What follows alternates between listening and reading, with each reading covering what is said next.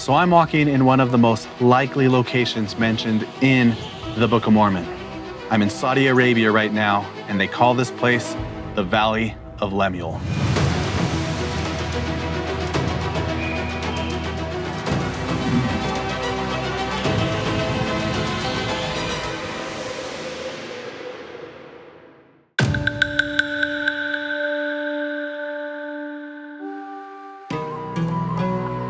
But to fully understand the significance of this location, we need to first learn a bit of history. The Book of Mormon begins in Jerusalem around 600 BC. A man named Lehi has a vision where the Lord warns him of the destruction about to come upon the city. So the family packs only what's necessary and flees south into the wilderness. After Lehi and his family fled Jerusalem, the text says that he came down by the borders near the shore of the Red Sea. And from there, they traveled 3 days in the wilderness to the side of a river of water. Some have criticized these passages, believing that there were no sources of water in this area. We were just at the Red Sea to explore where Lehi and his family would have traveled.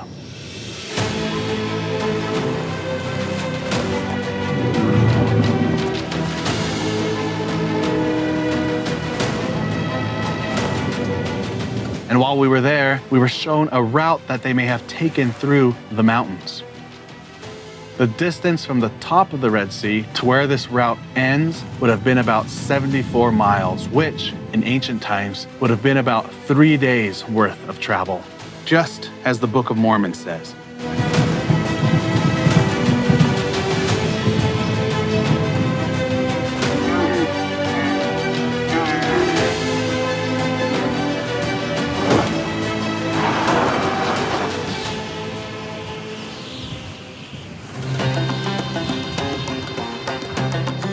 Surprisingly, after you follow this path, you'll stumble upon this, a valley and canyon with a source of water called Wadi Tayyib al Ism.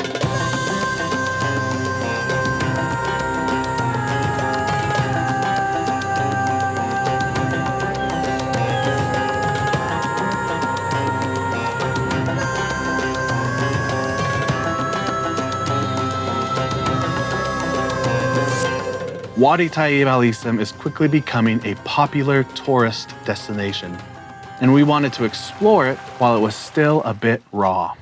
So I am currently hiking down Wadi Tayyib al Ism. Daniel, what do you think about this place? Amazing.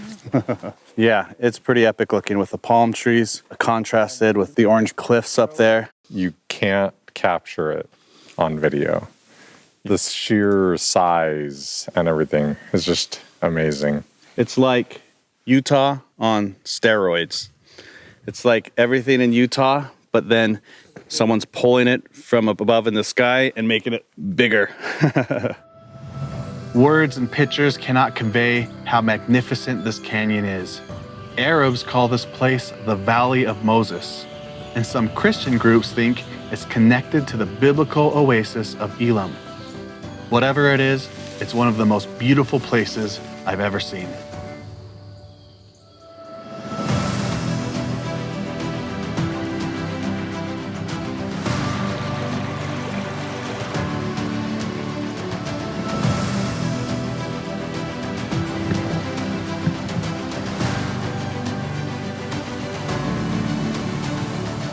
There's magnificent rock walls rising almost 2,000 feet high. In the Book of Mormon, Lehi admonishes his sons to be like unto this valley, firm and steadfast, and immovable in keeping the commandments of the Lord.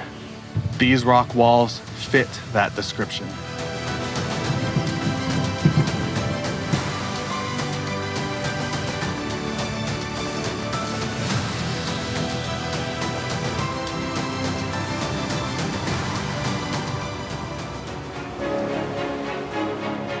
And there's a stream that studies have shown to have been a continuous source of water throughout history, and that it may have been even bigger in the past.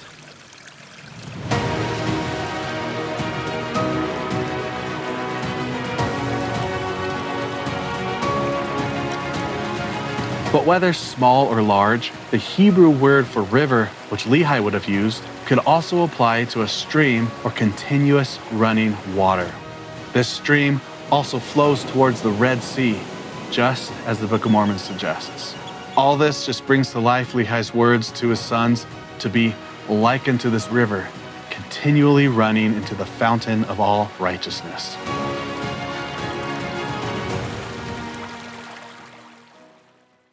The canyon is epic, but it could also be dangerous.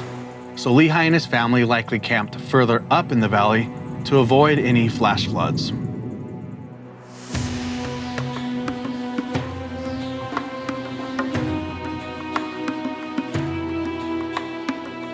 It could have been here where the Book of Mormon mentions almost 10 times how Lehi dwelt in a tent, a phrase that at first may seem random, but comes to life when you see this place and learn about the ancient Bedouin people in this area who lived in tents and organized themselves around sacred sources of water. It could have been here where Lehi built an altar of stones to thank the Lord. We found plenty of rocks that ancient people used to build structures.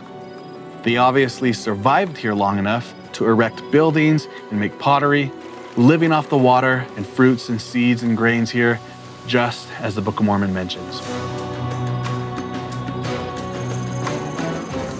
It could have been here in this valley where Lehi had his dream about the tree of life, where he sees a beautiful tree next to a river with a large and spacious building full of people mocking him, and a field where people would get lost on dangerous paths.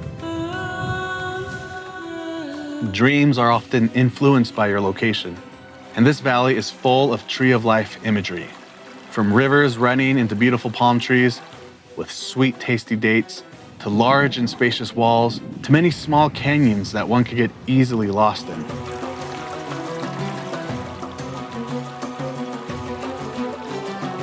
I'm not sure if this is the exact spot that Lehi dwelt, but all of these things just bring the Book of Mormon to life. And how could Joseph Smith have guessed that within just 3 days from the top of the Red Sea, there would have been a consistent source of water here, flowing towards the Red Sea with all these other things that the Book of Mormon mentions? And if he did know, then why didn't he mention it? It's just one evidence of many that Joseph Smith may have actually been translating an ancient record.